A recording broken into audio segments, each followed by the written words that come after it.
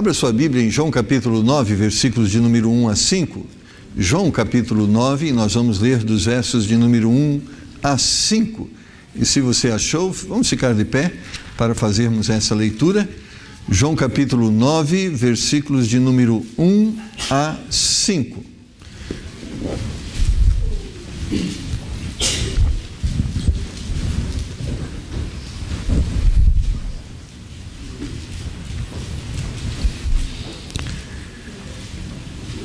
E passando Jesus viu um homem cego de nascença, e os seus discípulos lhe perguntaram, dizendo: Rabi, quem pecou, este ou seus pais, para que nascesse cego? Jesus respondeu: nem ele pecou, nem seus pais, mas foi assim para que se manifestem nele as obras de Deus. Convém que eu faça as obras daquele que me enviou, enquanto é dia. A noite vem, quando ninguém pode trabalhar. Enquanto estou no mundo, sou a luz do mundo. Vamos orar. Pai, te damos graça nesta manhã, por podermos ter em nossas mãos a Tua palavra, palavra que foi escrita para nos abençoar. Queremos também te pedir que o Senhor, através da Sua palavra, esteja abençoando não só a nós, mas as nossas crianças também, porque elas também precisam de salvação como nós. Abençoa esta igreja e que sempre esse ardor pela evangelização, sobretudo também pelo ensino da Tua palavra às crianças, possa se conservar e que possamos vê-las crescendo neste conhecimento e em tempo oportuno possamos vê-las se decidindo ao lado do Senhor e de Jesus Cristo, seu Filho.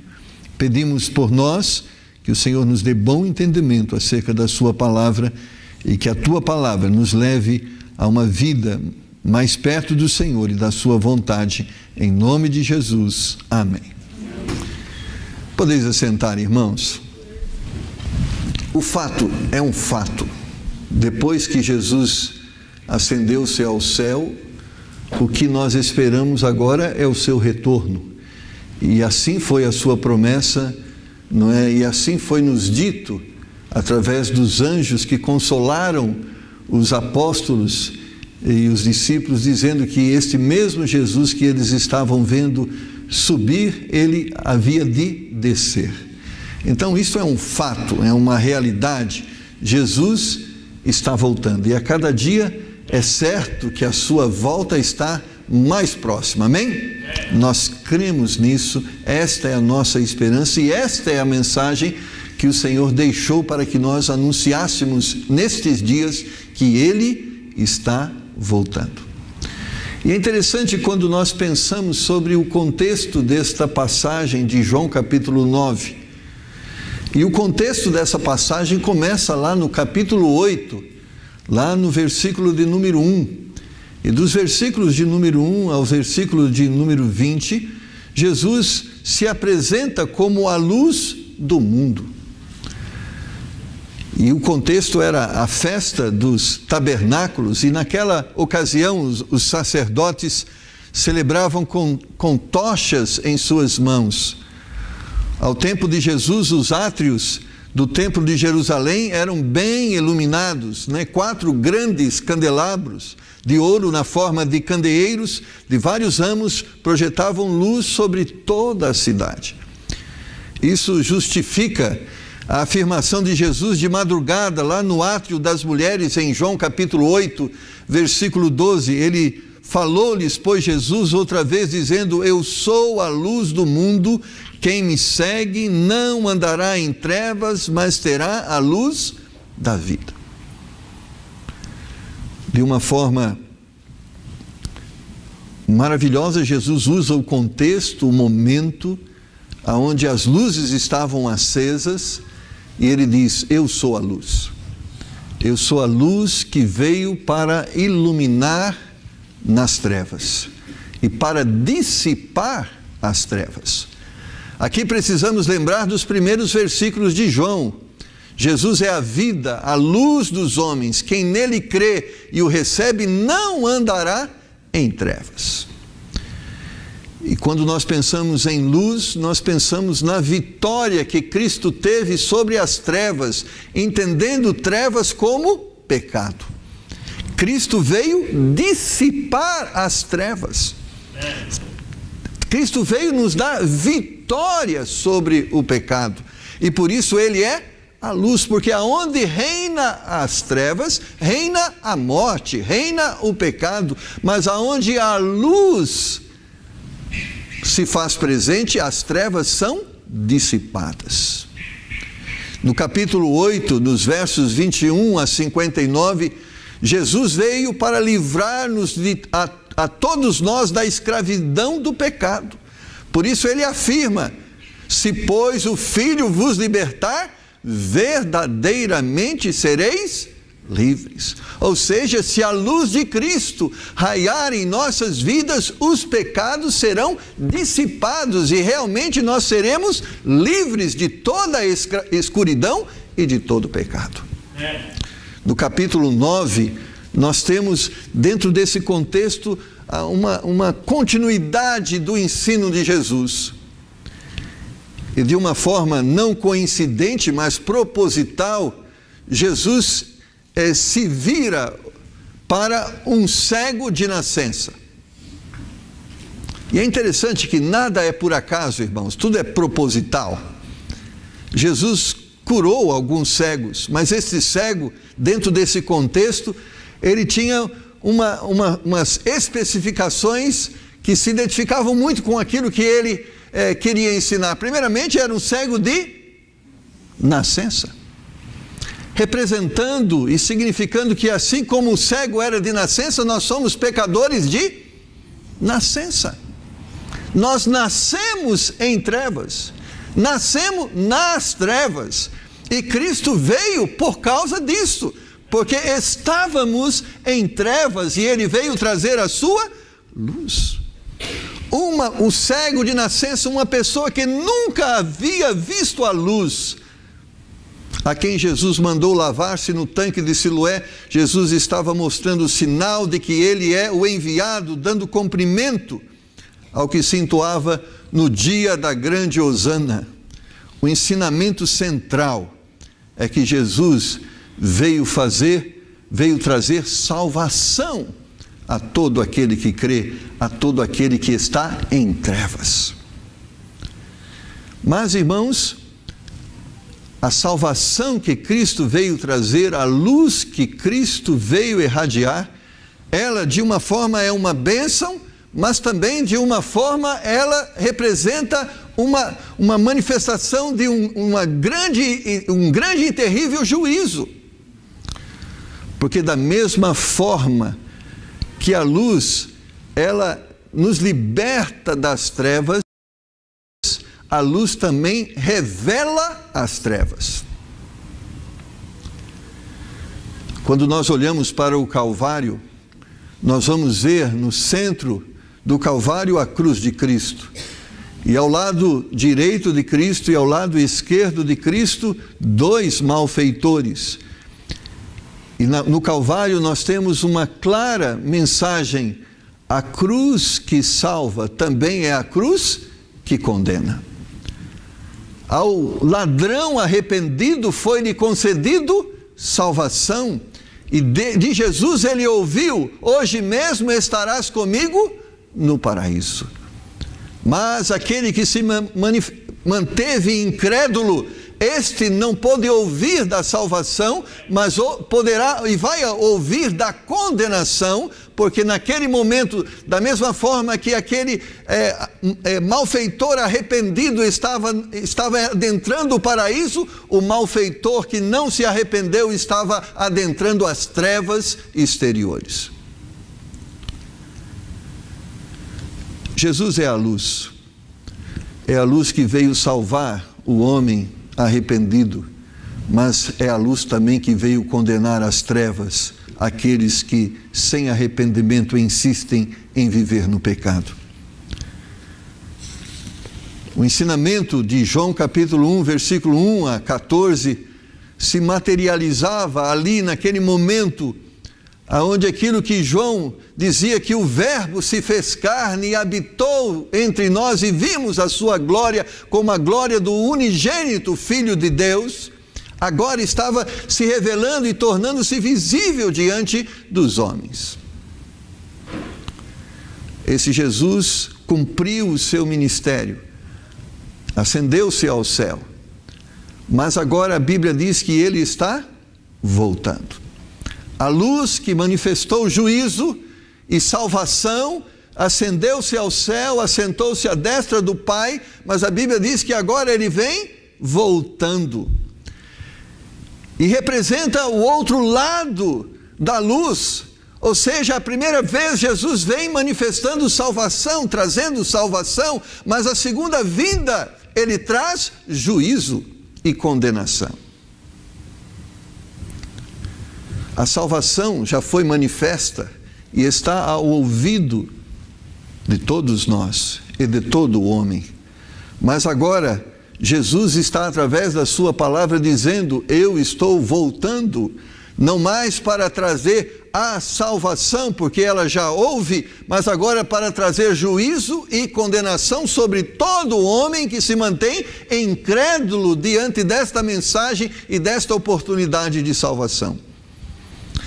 Quando nós olhamos para a nossa volta, irmãos, e lemos a palavra de Deus, nós podemos perceber e dizer: Jesus realmente está voltando. E há uma expectativa e um entendimento, olhando para as coisas, que a sua volta está tão breve, que nós até cremos que nós viveremos o arrebatamento, diante de tudo que está à nossa volta. Porque o maior sinal da volta de Cristo é a destruição, a degradação da raça humana. Em que aspecto? No aspecto moralidade, no aspecto integridade, no aspecto honra. E nós vemos a humanidade se degradando e se afastando cada vez mais de Deus e da sua vontade. O homem se corrompendo a níveis que outrora foram vistos sim, e que quando eles se manifestaram, foi seguido de um juízo de Deus. Porque o que estamos vivendo é aquilo que Noé viveu no seu tempo. O que estamos vivendo é aquilo que certamente Abraão pôde saber, como também Ló pôde perceber lá na cidade de Sodoma e Gomorra. Os homens se inclinaram totalmente ao pecado e não mais aceitavam a verdade. E quando o homem entra nesse nível de degradação, o que resta a Deus, senão o juízo sobre a impiedade. Então, diante de tudo isso, irmãos, nossos corações sim se voltam para o céu numa expressão de profundo desejo que essa promessa se cumpra. Porque quando vivemos esse momento nos afeta, nos entristece, nos causa incômodo, e é verdade. Eu estava acompanhando um comentário sobre os preparativos para que uma determinada novela de uma determinada emissora possa vir a cena do beijo de duas mulheres. Então tudo está sendo ensaiado, preparado para que isto venha à cena. E o pecado tem se tornado tão comum, tem sido tão natural a prática do pecado, e certamente para aqueles que não concordam, que creem no Senhor, que creem na palavra de Deus, isso de uma forma muito forte nos incomoda, nos entristece. E se entristece a nós, muito mais entristece o nosso Deus. Se nos incomoda, muito mais ao nosso Deus, que é santo, santo e santo. Porém, irmãos, apesar de sabermos disso, entendermos isso, nosso comportamento não pode se resumir a de um telespectador, como que a assistir todos esses acontecimentos e esse enredo. Nós temos que entender o motivo de estarmos ainda aqui e o porquê o Senhor tem conservado esta porta aberta aqui em Moema, qual o sentido da razão da nossa igreja, por que ainda o Senhor nos conserva a fé e nos conserva ainda firmes, confiados na sua palavra e praticando a sua palavra. Há uma razão por causa disso. E a razão começa a ser dita lá, é dita lá no versículo de número 9, de João 9.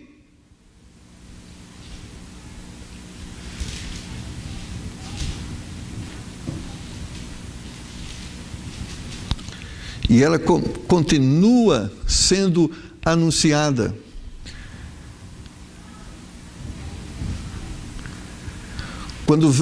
Vamos ler novamente esse capítulo, do versículo 1, versículo 4. Convém que eu faça as obras daquele que me enviou enquanto é dia, a noite vem, quando ninguém pode trabalhar. Capítulo 9, verso 4, ele diz: ainda é dia. Ainda a luz pode raiar. Ainda as trevas não tomaram conta ao ponto de impedir que a luz possa raiar. Ou seja, quando o Senhor ascendeu-se ao céu, a luz dele permanece brilhando na terra. E como a luz dele permanece brilhando na terra através de mim e através de você, que refletimos através de nossas vidas a sua existência. E o que é essa luz, que é esse Cristo que pode ser visto em nós e através de nós? É esperança para o mundo. O Cristo que pode ser visto, o Cristo que pode ser ouvido, o Cristo que pode ser crido. Este Cristo, irmão, se manifesta através de nós. Quando Jesus diz: convém que eu faça a obra daquele que me enviou enquanto é dia. E quando nós entendemos isso, enquanto é dia, enquanto a luz pode brilhar, a luz pode raiar, porque vai chegar um dia, irmãos, que a luz não poderá raiar mais. E o que vai raiar é o juízo desta luz sobre o homem da impiedade. E enquanto nós estamos aqui, nós representamos a graça que ainda continua sendo oferecida ao homem. Então nós temos que entender, sim, que temos que trabalhar enquanto esta luz pode brilhar, enquanto esta graça pode ser anunciada, porque Jesus Cristo vem e com ele o juízo sobre o homem ímpio. Hoje ainda há esperança para os moradores de Moema. Hoje há esperança para os nossos parentes e amigos. Hoje há esperança para os nossos vizinhos. Mas amanhã virá o juízo de Deus sobre eles, quando o Senhor do céu descer para julgá-los. Ainda há oportunidade. Em Efésios capítulo 5, versículo 16, o apóstolo Paulo, exortando a igreja de Éfeso, ele diz: remindo o tempo, porque os dias são maus. Eu sei, irmãos, que nós temos muitas coisas para serem feitas. Nós temos que trabalhar, nós temos que cuidar da nossa saúde, nós temos que cuidar da nossa família, mas nós não devemos deixar de cuidar de que a luz possa ainda se manifestar e ser propagada e pregada através de nós. Porque ainda há tempo. Porque ainda é dia, porque hoje Deus pode salvar e nós temos que entender isso, que esta é a missão que ainda nos resta nesse tempo difícil que estamos vivendo. Ainda é dia e podemos trabalhar para o Senhor. Vai haver um dia que não poderemos mais trabalhar, onde a igreja será arrebatada e não mais vai poder trabalhar. Mas hoje ela pode trabalhar. Nós temos recebido lá pessoas, Deus tocou o coração de pessoas lá na América do Norte para produzirem um material, e eles produziram cerca de 1 milhão, não é isso, irmão Davi? 1 milhão de folhetos em várias línguas para que pessoas pudessem, nesse ambiente de Copa, onde tantas pessoas de tantos lugares podiam chegar até aqui para estarem torcendo pelos seus times. Então, pessoas lá nos Estados Unidos disseram: que bom tempo, que bom momento para que essas pessoas possam ouvir de Cristo, porque elas se reúnem aqui de vários lugares, de várias nações. Então, que boa oportunidade, como nós pensamos lá em Atos capítulo 2, na festa dos Pentecostes, onde judeus de vários lugares estavam reunidos em Jerusalém, e Deus diz: que bom tempo, que boa oportunidade para que esses que vêm de tantos lugares possam saber e ouvir sobre o Evangelho de Jesus Cristo. E existe esse material aqui.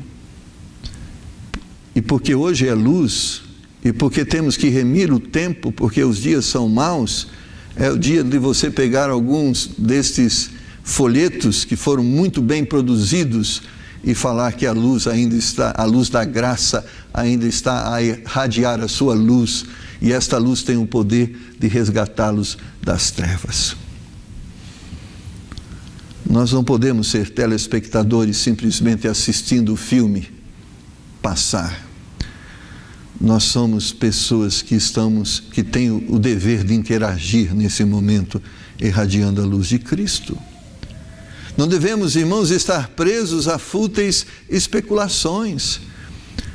Às vezes nós estamos discutindo se vale a pena trabalhar, se eu gosto daquela pessoa ou não, se eu gosto do pastor ou não, se eu gosto da igreja ou não. Hoje não é tempo para nós ficarmos discutindo estas fúteis coisas, se vale a pena, se eu sou considerado, se eu sou reconhecido, se as pessoas... É tempo, irmãos, é de trabalhar, porque estas coisas e estas vãs discussões, como nós temos lá no versículo 3 do capítulo 9, Jesus respondeu: nem ele pecou, nem os seus pais. Eles estavam interessados em saber por que aquele jovem nasceu cego, qual era o motivo, será o pecado do pai, será o pecado da mãe? Irmãos, muitas vezes nós ficamos aqui discutindo por que disso e por que daquilo, e perdemos tempo tão precioso para fazermos o que precisamos fazer.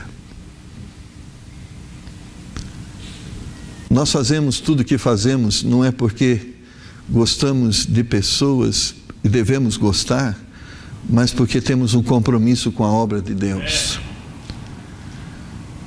Uma pessoa chegou hoje logo de manhã e disse: pastor, se eu fosse pensar e pensar se eu podia estar aqui ou não hoje, se eu tivesse um segundo para tentar decidir sobre essa questão, eu teria decidido não, mas como eu não penso mais, eu vim.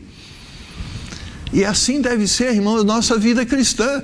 Nós não pensamos sim ou não, nós já dissemos sim para o Senhor, nós já dissemos sim para a sua obra, nós já dissemos sim, nós morremos para nós mesmos e aceitamos o senhorio dele na nossa vida. Então não deve mais viver o nós, o eu, mas deve viver ele em nós. E se ele estivesse aqui entre nós, ele repetiria essas palavras: convém que eu faça a obra daquele que me enviou enquanto é dia.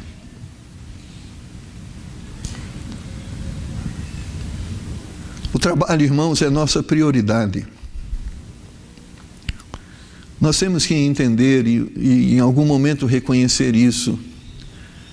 Nossas prioridades não são as coisas terrenas. Nossa prioridade não são os prazeres terrenos. Esta não é a nossa prioridade. Nossa prioridade é a obra de Deus. E nós temos que estabelecer isso como o nosso objetivo e julgar cada circunstância que aparece na nossa vida à luz do nosso objetivo. Porque Deus já tem nos dado esse objetivo. Agora, Satanás, ele quer de alguma forma nos afastar desse propósito, e ele vai sugerir e criar circunstâncias na sua vida e à volta da sua vida para te afastar dos seus objetivos. Isso pode ser emprego, isso pode ser entretenimento, isso pode ser um curso a mais, pode ser tantas coisas que aparentemente são coisas boas, aparentemente são coisas saudáveis, mas quando elas nos afastam do propósito para o qual o Senhor tem nos chamado, elas não vêm de Deus. Um emprego de 20 mil reais pode ser uma maldição na nossa vida. ou pode ser uma bênção. Um diploma de doutor, de mestre, pode ser uma bênção na nossa vida, pode ser uma maldição. Mas quando ele pode ser uma bênção? Quando nós o usamos para alcançar o nosso objetivo. Quando ele pode ser uma maldição? Quando ele nos afasta de Deus e do objetivo que ele tem dado às nossas vidas. E sabe, uma das coisas, irmãos, que nós percebemos no presente momento é que as pessoas têm muito tempo para muitas coisas, mas sabe para quem elas não têm tempo? Para Deus. As pessoas não têm tempo para Deus. Elas não têm dinheiro para Deus. Elas não têm conhecimento, dom, talento para oferecer para Deus. As pessoas estão gastando tudo que Deus tem dado a elas para si mesmo. E a Bíblia profetiza que nesses dias, nos últimos dias, os homens seriam amantes de si mesmo. Mas não convém a nós, irmãos, sermos assim. Convém a nós trabalharmos enquanto é dia, porque a noite vem quando ninguém mais poderá trabalhar. Em João capítulo 5, verso 17, Jesus disse: meu Pai trabalha até agora, e eu trabalho também. E ele estava falando isso porque ele estava sendo criticado, porque estava trabalhando no sábado. Ele falou: você devia estar dormindo, descansando. Ele diz: meu Pai trabalha até agora. Nós precisamos trabalhar, porque nós somos a oportunidade de graça para esta geração. E assim como nos tempos de Noé, que enquanto ele construía a arca, ele anunciava a graça, e é interessante que foi a mensagem mais longa que foi pregada. E se você falar assim: pastor Alexandre, quantas pessoas se converteram depois de 120 anos de mensagem? Ninguém.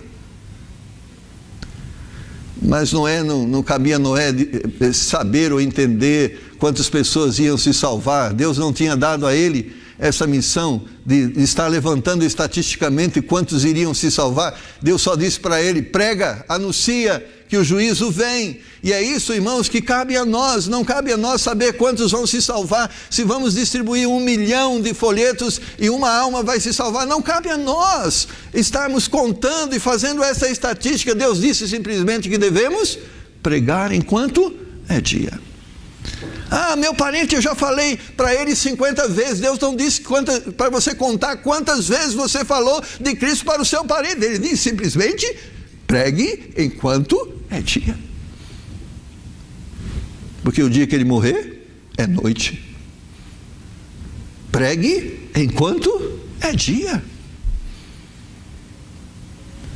Porque graças a Deus, Deus tem investido 50, 70, 80 anos na vida de pessoas, e quando nós sabemos que pessoas, muitas vezes com 70, 80, 90 anos, se rendem aos pés de Jesus Cristo, valeu a pena cada ano investido, cada minuto investido. Então o que Deus quer que nós façamos? Pregue enquanto é dia.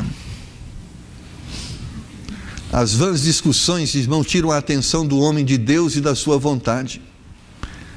Paulo já disse isso a Tito, no capítulo 3, versículo 9: mas não entrem em questões loucas, genealogia e contendas, e nos debates acerca da lei, porque são coisas inúteis e vãs. Muitas coisas nós não sabemos, muitas coisas nós não entendemos, mas sabemos muito bem que Cristo é a esperança do mundo. Nós sabemos muito bem que o sangue de Jesus Cristo purifica o homem de todo o seu pecado. Nós sabemos muito bem que o sangue de Cristo é suficiente para o pecado. Nós sabemos muito bem aquilo que Deus nos revela acerca de como nós devemos viver e como nós devemos ter uma vida santa diante do mundo. Estas coisas nós sabemos muito bem, e bem faremos se as praticarmos. Enquanto aqui na terra, irmãos, continuamos e continua irradiando a luz de Cristo. E eu quero que você entenda disso. A igreja é essa luz brilhando na terra, porque o próprio Senhor Jesus Cristo, no Sermão do Monte, ele diz: vós sois a luz do mundo. A única razão de estarmos ainda aqui na terra é porque temos ainda alguma coisa a ser feita. Somos luz. A nossa missão, irmão, só termina quando o Senhor nos chamar. Por isso, no versículo 5, ele diz: enquanto estou no mundo, sou a luz do mundo. Ou seja, a nossa missão termina quando o Senhor para si nos chamar. E enquanto é que estamos na terra, a luz dele está em nós. Então, enquanto estamos na terra, nós somos a luz para o mundo. Não podemos parar de brilhar, não podemos parar de falar.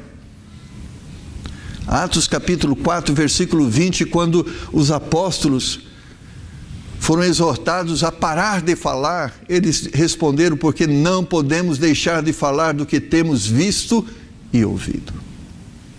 Vivemos, irmãos, um momento difícil, momento em que o homem está se distanciando mais e mais de Deus. Porém, é nosso dever dizer a ele que o juízo de Deus está próximo. Parece uma mensagem tão dura dizer às pessoas que estão vivendo em trevas que o juízo de Deus está próximo. Mas quando nós dizemos isto é a manifestação maior da graça de Deus. Porque enquanto a luz pode brilhar, eles podem ter esperança de se arrepender. Em 1 Coríntios 9,16, Paulo diz que isso é nosso dever. Não é questão de escolha. Não é dada a você a oportunidade de escolher, fazer ou não. Mas quando você morreu para você mesmo e aceitou o senhorio de Cristo, esse versículo cabe a você também, como Paulo diz: porque se anuncio o Evangelho, não tenho do que me gloriar, pois me é imposta esta obrigação, e ai de mim, se não anunciar o Evangelho. Nós temos um compromisso, irmãos. Quantos de nós querem o céu? Amém. Todos nós queremos o céu. Mas quando nós aceitamos ir para o céu, aceitamos a salvação de Cristo, também aceitamos o ministério de Cristo. Amém. O que Deus espera de nós é de que consagremos no seu altar tudo que somos e tudo que temos, porque a obra precisa continuar, mesmo nesses dias. Precisamos fazer o que precisamos fazer. A vinda de Cristo serve para nós como uma exortação. Precisamos estar preparados para o encontro com Cristo. Então, a nós crentes, nesse momento, o que nós devemos fazer é buscarmos uma santificação mais e mais, ou uma santificação maior, ou seja, afastando cada vez mais do mundo e se aproximando mais de Deus, porque Ele vem buscar uma noiva incorruptível. Nós precisamos buscar, nesse momento presente, uma vida mais santa diante de Deus, porque Jesus está voltando. Mas nós também precisamos buscar uma vida de mais serviço a Cristo, porque Jesus está voltando. Porque se Jesus está voltando, o nosso tempo é pouco. Se Jesus está voltando, não temos muito tempo para fazer o que precisamos fazer. Eu estava falando com o irmão Assis de algumas coisas que precisamos fazer. Ele falava: irmão Assis, nós não temos muito tempo. Não dá para esperar para 2020, 2030. Nós temos que fazer hoje. Porque Jesus está voltando. E o relógio vai dar as suas últimas badaladas. E para esse momento, e quando o relógio der as suas últimas badaladas, a noite chega. E com ela o juízo de Deus sobre todo o homem.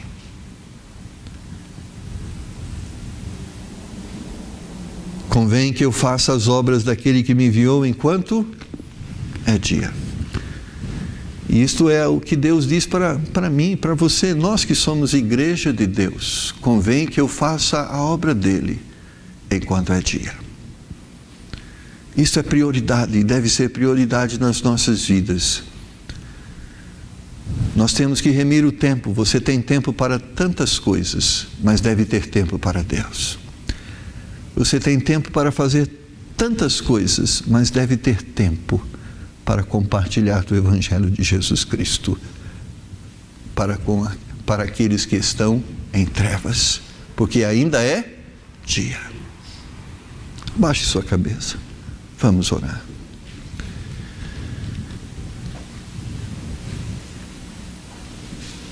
Queremos nesta manhã agradecer ao Senhor por sua misericórdia, porque nós cremos que hoje o Senhor ainda pode irradiar a sua luz, a luz de salvação e de esperança para o mundo. Mas da mesma forma nós queremos pedir a tua misericórdia, porque coube a nós sermos propagadores dessa luz. E nessa manhã, Senhor, eu estou a julgar no meu coração a minha vida à luz da sua palavra e a perguntar para mim mesmo se eu estou vivendo da forma que o Senhor quer que eu viva nesse momento. Eu estou a julgar o meu ministério, se eu estou realmente ensinando as pessoas a viverem da forma que eles precisam viver nesse momento. Mas eu creio que também o teu Espírito Santo está exortando cada pessoa e cada coração aqui nesse momento a perguntarem para si mesmos se elas estão vivendo da forma que o Senhor quer que elas vivem nesse momento. Pai, se de alguma forma o teu Espírito Santo nos mostrar que nós não estamos remindo o tempo, que nós não estamos aproveitando a oportunidade, que nós não estamos irradiando a sua luz da forma que precisamos irradiar, que nesse momento, Senhor, possamos humildemente reconhecer o nosso pecado e mediante a sua misericórdia vivemos de uma forma diferente. Nós temos um momento propício em nosso país, um momento onde temos o contato com tantas pessoas, onde as pessoas se reúnem em torno de uma bola, em torno de um campeonato. Pai, nos ajuda a aproveitarmos esse tempo, para que elas reunidas possam conhecer a luz que dissipa as trevas, a luz que perdoa pecados, a luz que leva aos céus. Cada pessoa, Senhor, que está aqui, eu tenho crido que tem sido chamada pelo Senhor, tem sido salva pela sua graça.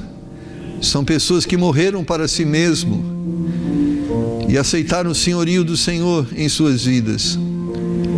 Dê-lhes a graça e dê-me a graça, Senhor, de viver esse senhorio, de aceitar viver da forma que o Senhor quer que vivamos. Ajude cada pessoa hoje, Senhor, a tomar essa decisão, a remir o tempo, a irradiar esta luz, porque Jesus, o teu Filho, está voltando. Tenha misericórdia de nós, Senhor, e tenha misericórdia daqueles que estão em trevas, dentre eles nossos parentes, amigos, vizinhos, nosso bairro, Senhor. Tenha misericórdia, meu Pai, porque se é bênção para nós o fato de Jesus estar voltando, quão terrível será para eles esta verdade. Nos ajuda, Senhor, a dissiparmos as trevas com a sua luz, a luz do seu Evangelho, o Evangelho de Jesus Cristo, seu Filho. Nos dá graça hoje para tomarmos decisões que precisamos tomar, em nome de Jesus. Ainda com a cabeça baixa, olhos fechados, em uma reflexão pessoal entre você e Deus. E a pergunta que Deus faz a você nessa manhã: você tem sido a luz que eu quero que você seja aonde e por onde você vai? E se você está respondendo sim, Senhor, eu estou sendo esta luz, amém. Deus quer que você continue assim, firme, constante. Tudo que você está fazendo não é vão do Senhor. Há recompensa, virá a recompensa, amém. Mas se o Espírito Santo, ao fazer essa pergunta a você, você respondeu: eu não estou sendo a luz que eu preciso ser. Deus quer que você tome uma decisão, se arrependa do seu pecado e volte a ser e venha a ser aquilo que Deus quer que você seja. E para isso eu convido você, levante a sua mão e diga: pastor, eu não tenho sido a luz que eu preciso ser, ore por mim, eu quero que Deus me ajude a ser. Levante a sua mão e Deus vai te abençoar. Amém, graças a Deus, amém. Eu não tenho sido a luz que eu preciso ser, pastor, ore por mim, para que Deus me ajude a ser, ore por mim. Amém, graças a Deus, amém. Vamos ficar em pé e vamos orar nesse momento, pedindo ao Senhor que venha nos dar graça para sermos o que Ele tem nos chamado a ser. Meu Pai Celeste, o quão desejamos a Sua volta, Senhor, porque a Tua volta certamente será para nós como um bálsamo, que vai curar todas as nossas feridas, nos libertar de tudo aquilo que nos aflige. E nós dizemos nessa manhã: Maranata, ora vem, Senhor Jesus. Mas do outro lado está uma verdade: a tua volta será tão terrível para aqueles que estão distante do Senhor, e pedimos misericórdia.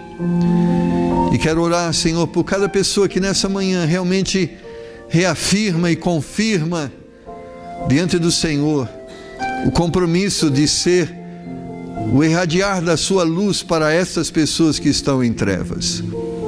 Nos dá graça, Senhor, nos dá sabedoria, nos dá poder, para que ao abrir a nossa boca, ao pronunciarmos as tuas verdades, sejam verdades ungidas com o poder e com a unção do Teu Espírito, e que tenha esta verdade o poder de penetrar os corações e convencê-los acerca da necessidade que eles têm de Jesus Cristo, Seu Filho.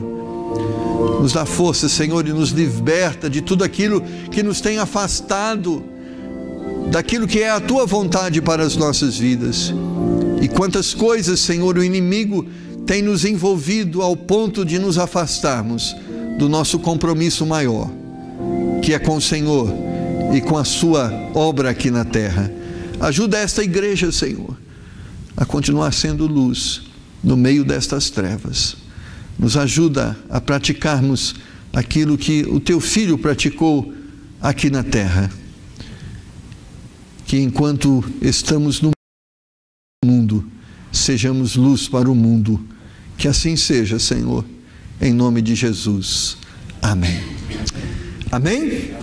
A luz de Cristo no seu coração, na sua vida, irradia essa luz, abraçando o seu irmão e compartilhando com ele a sua fé, o seu desejo de servir ao Senhor. Amém? Deus te abençoe e até às 19 horas. Que Deus abençoe.